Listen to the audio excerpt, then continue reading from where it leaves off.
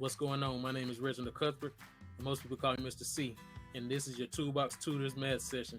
Today, we'll be solving these three linear systems using the elimination method.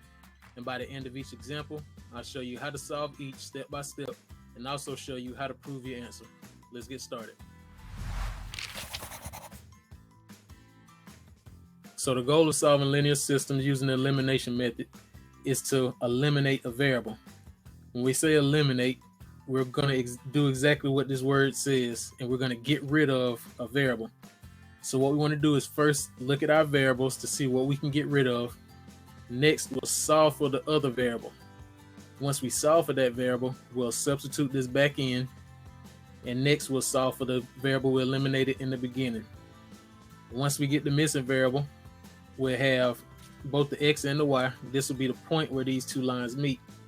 In order to check this answer, what we'll do is take this point, plug it back into both equations, and if it comes out true, then we know that answer is right. It may sound complicated, but we're going to follow these steps, and it's not that bad. So for this first example, we'll start by looking at our x. So we have a positive x on the top and a negative x on the bottom. Remember, we're trying to eliminate variables, and what we're going to do is combine or add these two equations together. So if we're looking at these x's, we have a positive x on top and a negative x on the bottom. These are opposites. So this means that we can cancel these out. Next, we have 8y and 3y. What we'll do is add these together. Since we've eliminated x's, we're going to solve for y on this one. So 8y plus 3y gives us 11y, and negative 16 plus this 5 gives us negative 11.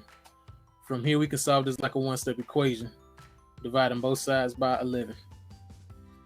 And we get y equals negative 11 divided by 11 gives us negative 1. So now that we know y equals negative 1, what we'll do is take this y equals negative 1 and we'll plug it back into one of our original equations. So we'll use this top one. So we have x plus 8y equals negative 16. So now we have x plus 8, but now instead of writing y again, what we'll do is substitute this with negative 1, since we know y equals negative 1 for this equation. And we have negative 16. So bring down our x again. Not an equal sign. Bring down our x, bring down the plus, and then 8 times negative 1 actually gives us negative 8. So instead of 8 plus, we'll have 8 minus 8. X minus 8 equals negative 16. And from here, we solve this like a one-step equation. Add an 8 to both sides, and you get x equals negative 8. So now, I bet a couple of you are wondering, well, why did you choose the top equation? Could you have done the same thing with the bottom equation, still gotten the same answer? Let's try it and see. So we keep y equals negative 1, but here we're going to put negative x plus 3y equals 5. So now negative x will stay the same, plus 3 will stay the same, but instead of y, we're going to put negative 1 equals 5. All right, got kind of close there, but we'll fix it. So next, bring down that negative x again. Positive 3 times negative 1 gives us negative 3. And we're going to bring down this 5. From here, we're going to add 3 to both sides. And we have negative x equals 8. Only problem we have here is that we're not trying to solve for negative x, we're trying to solve for positive x. So what we want to do is get rid of this negative sign. We want to divide by negative 1, and you have x equals 8 divided by negative 1 gives you negative 8. So notice that it doesn't matter which equation you plug in, y equals negative 1, you should still get negative 8. So now we have a single point, and I'll write this point over here to the front. We have x comma y. Remember, when we're writing points, x always comes first, then y. So x would be our negative 8. So we have negative 8, and y is negative 1. So this is the point that we have where these two lines meet. What we'll do now is we'll check this by taking this point and plugging it into each equation. If I'm moving too fast, don't forget that you can pause and rewind the video. Also, if I am moving too fast, please leave a comment below. I'll try to slow down for future videos. So from here we have our solution, -8, -1, and we'll plug this in our first equation. X plus 8y equals -16. So now we know x is equal to -8, so we put -8 here, bring down this 8, and in parentheses we're going to put -1 equals -16. So from here, bring down -8, positive 8 times -1 gives us -8, and then equals -16. All right, so now -8 minus 8 gives us -16 equals -16. That statement is true because -16 is equal to -16. So now we know that -8, -1 is on this line. So now what we want to do is check -8, -1 for the second equation. And if this statement also comes out true, we know we have the right solution.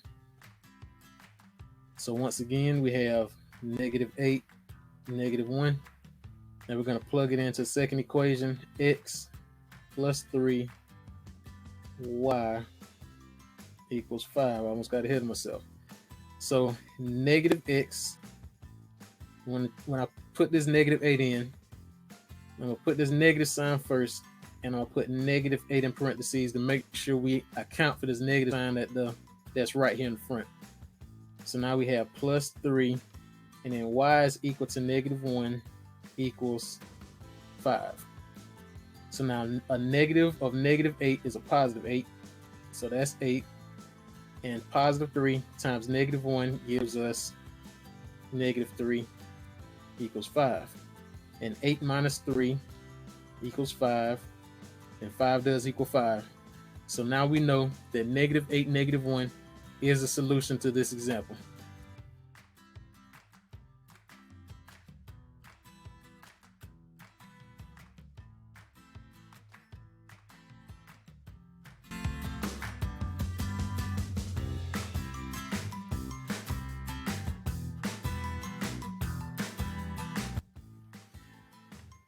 So for this example, we have 5x minus 6y equals -32, and 3x plus 6y equals 48.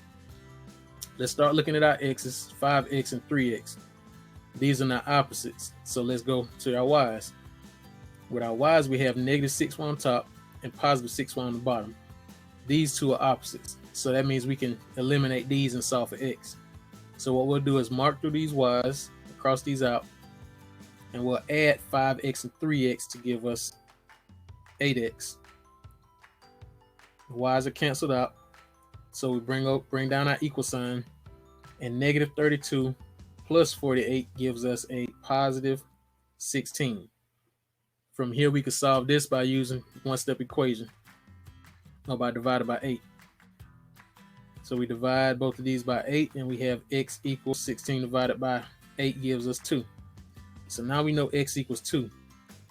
In order to solve for x, or in order to solve for y, what we can do is take x equals 2 and substitute it back into one of these equations. We'll use the bottom one. So we have 3x plus 6y equals 48. So from here, we know x equals 2. So we have 3, open parentheses, 2, close parentheses, plus 6y equals 48. So now from here, 3 times 2 gives us 6, plus 6y equals 48. And we'll solve this like a two-step equation. First, we'll subtract this 6, and we get 6y equals 48 minus 6 gives you 42. And then we'll divide by 6, and we get y equals 7. So now we have the single point. We have an x and a y. The single point 2, 7 would be our solution. Once again, 2, 7, and we'll plug it in this first equation first. 5x minus 6y equals negative 32. So now we know x equals 2, so we have 5 times 2 minus 6, and then y is equal to 7. So we have parentheses 7 equals negative 32. So now 5 times 2 gives us 10. Negative 6 times 7 gives us negative 42. And bring down our equal sign, bring down our negative 32. From here, 10 minus 42 gives us negative 32. And negative 32 equals negative 32. That statement is true. So now let's check this point 27 with our second equation. From here we have 2, 7 again, and this time we plug it into 3x 6y equals 48. So 3x, so that's 3 times 2 plus 6 times 7 equals 48.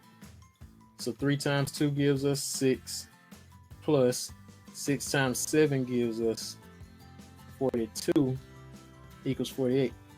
Now 6 plus 42 does give us 48, and 48 equals 48. So since that comes out true, we know that this point 27 is a solution to this example.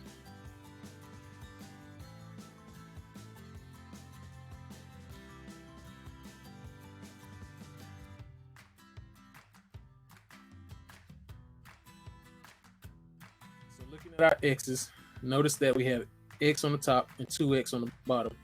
These are not opposites. So let's look at our y's.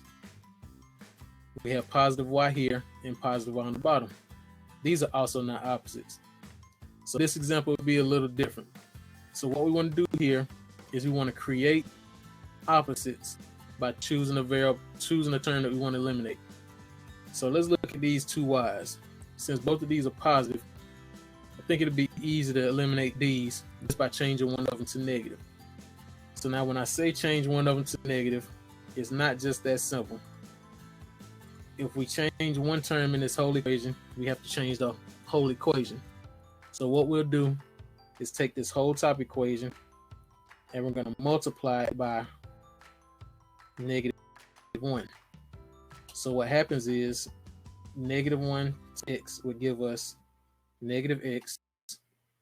Negative 1 times that y would give us negative y, and negative 1 times this 3 would give us equals negative 3.